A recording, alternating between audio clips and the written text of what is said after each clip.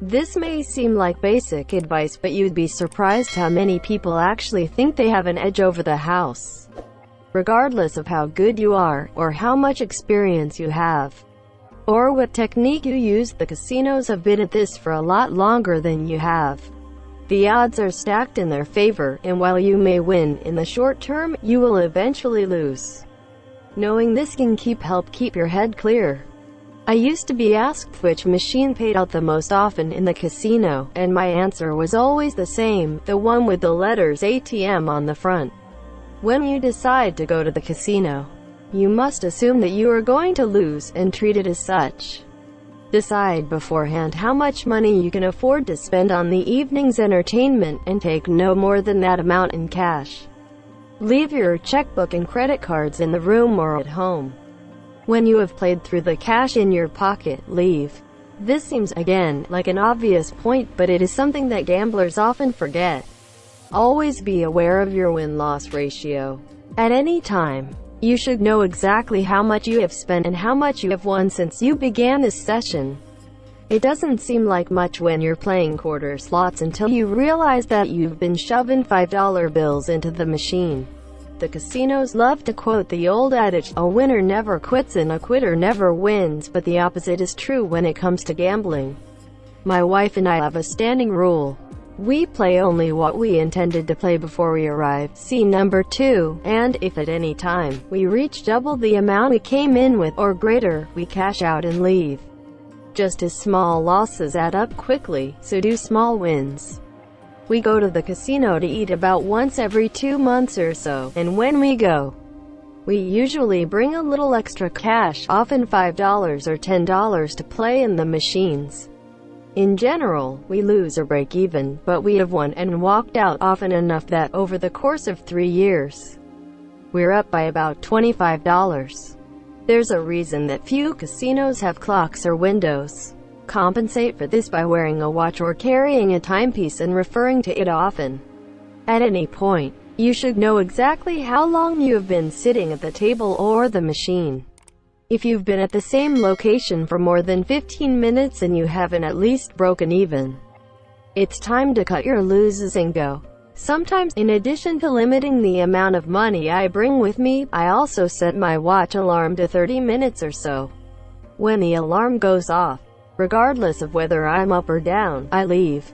Alcohol dulls the senses and impairs judgment. That's why they keep offering you those free drinks.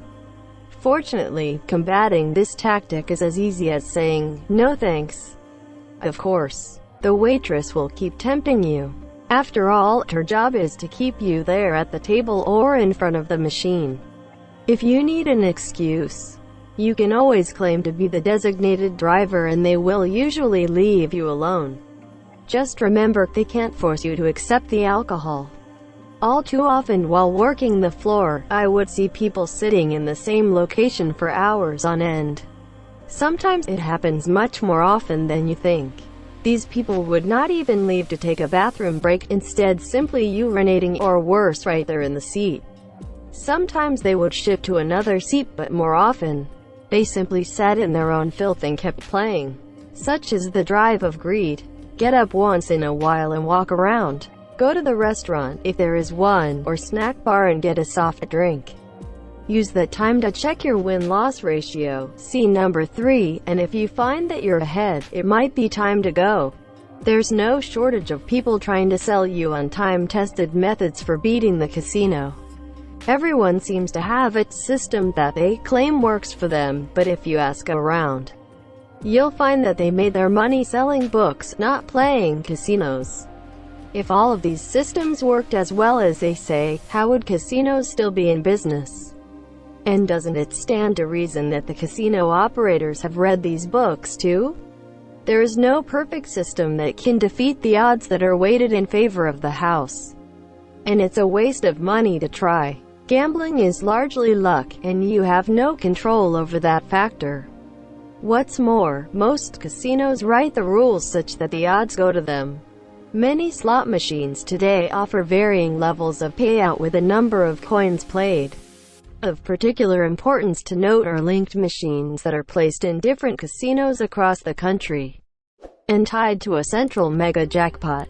Often, in order to win the big money, you must play the maximum number of coins playable. I've been witness to 2 occasions in which someone got the winning combination and won a small jackpot, but was cheated out of the big money because they did not play the maximum number of coins. By law, this information must be made clear on the face of the machine. But casinos are good at hiding it amongst the colorful designs and other eye candy.